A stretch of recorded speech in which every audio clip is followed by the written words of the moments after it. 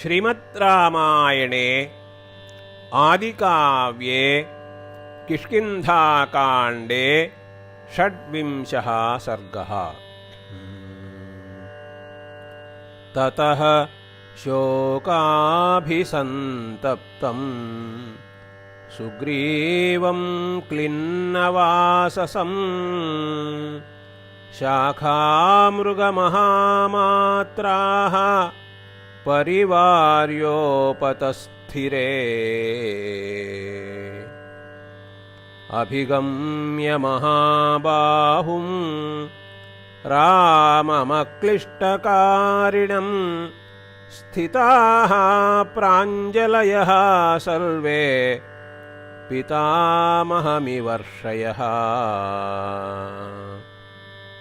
ततः काञ्चनशैलाभः तरुणार्कनिभाननः अब्रवीत् प्राञ्जलिर्वाक्यं हनुमान् मारुतात्मजः।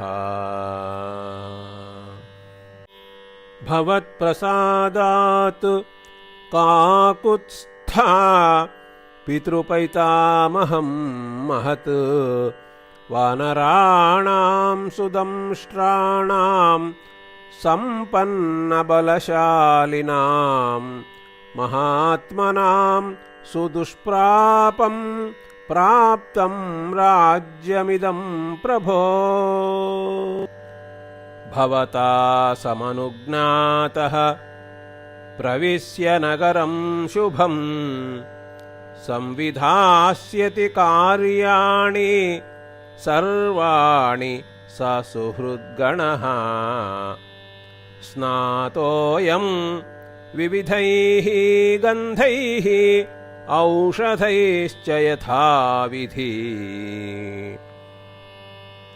अर्चयिष्यति माल्यैश्च रत्नैश्च त्वां विशेषतः इमां गिरिगुहां रम्याम् अभिगन्तुं त्वमर्हसि।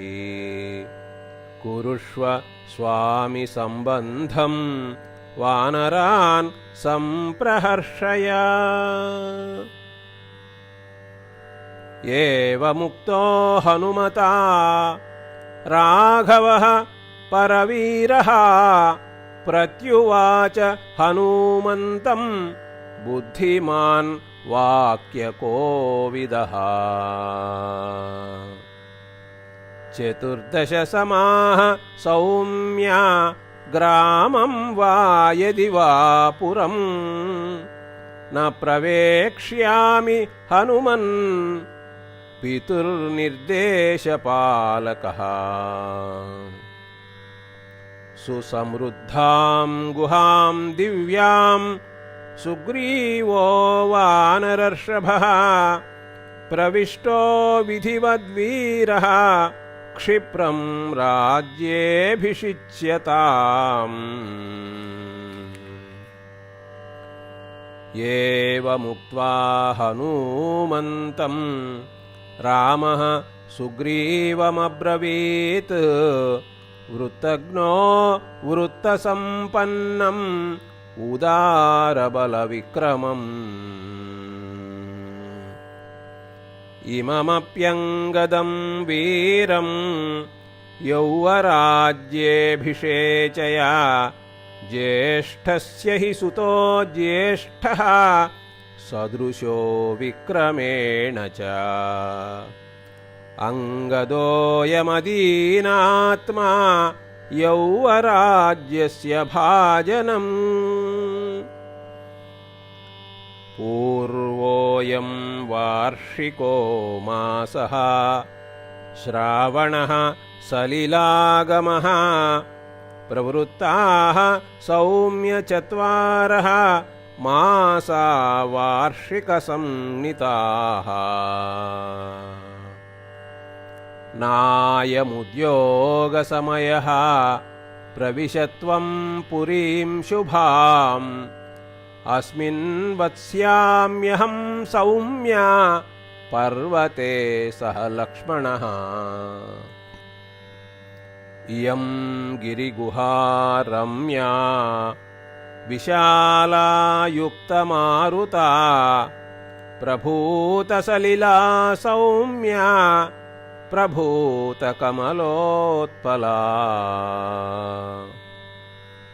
कार्तिके समनुप्राप्ते त्वं रावणवधेयता एष नः समयः सौम्या प्रविश त्वं स्वमालयम् अभिषिञ्चस्व राज्ये च सुहृदः सम्प्रहर्षया इति रामाभ्यनुज्ञातः सुग्रीवो वानरर्षभः प्रविवेश पुरीं रम्यां किष्किन्धां वालिपालिताम् तं वानरसहस्राणि प्रविष्टं वानरेश्वरम् अभिवाद्य प्रविष्टानि सर्वतः पर्यवारयन् ततः प्रकृतयः सर्वाः दृष्ट्वा हरिगणेश्वरम् प्रणम्य मूर्ध्ना पतिताः वसुधायां समाहिताः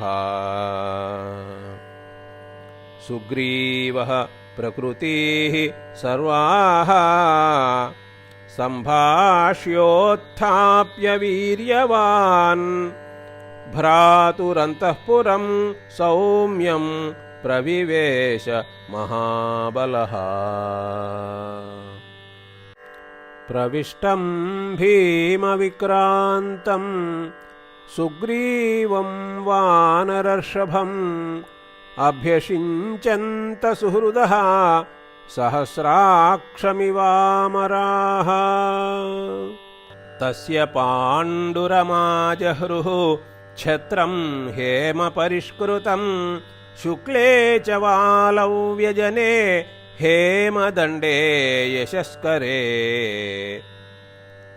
तथा रत्नानि सर्वाणि सर्वबीजौषधानि च सक्षीराणां च वृक्षाणां प्ररोहान् कुसुमानि च शुक्लानि चैव वस्त्राणि श्वेतं चैवानुलेपनं सुगन्धीनि च माल्यानि स्थलजान्यम्बुजानि च चन्दनानि च दिव्यानि गन्धांश्च विविधान् बहून् अक्षतं जातरूपं च प्रियङ्गुमधुसर्पिषी दधि चर्म च वैयाघ्रम् परार्थ्यौ चाप्युपानहौ समालम्बनमादाय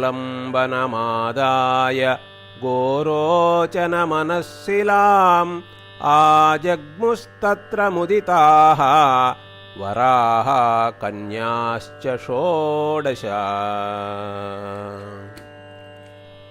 ततस्ते वानरश्रेष्ठम् अभिषेक्तुं यथाविधि रत्नैः वस्त्रैश्च भक्ष्यैश्च तोषयित्वा द्विजर्षभान् ततः कुशपरिस्तीर्णं समिद्धं जातवेदसं मन्त्रपूतेन हविषा हुत्वा मन्त्रविदो जनाः ततो देवप्रतिष्ठाने